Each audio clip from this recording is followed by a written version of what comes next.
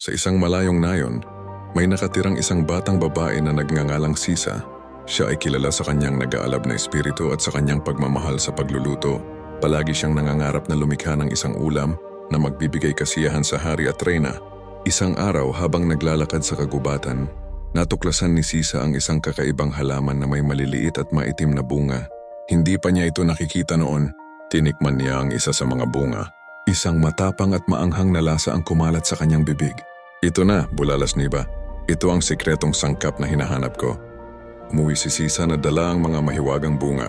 Ginamit niya ang mga ito para timplahan ang isang espesyal na nilaga na kanyang niluto. Ang bango nito ay umabot sa buong nayon. Ang amoy ng nilaga ay nakarating sa palasyo at naakit ang hari. Ano ang pambihirang amoy na iyon? Tanong niya. Inutusan ng hari ang kanyang mga gwardya na hanapin ang pinagmulan ng amoy. Dinala nila si Sisa at ang kanyang nilaga sa harap ng hari at reyna. Tinikman ng hari ang nilaga. Ang kanyang mga mata ay nanlaki sa pagkamangha. Kahanga-hanga, sigaw niya. Ito ang pinakamasarap na ulam na natikman ko. Ang reyna ay sumubok din. Tunay ngang pambihira. Sabi niya na may ngiti.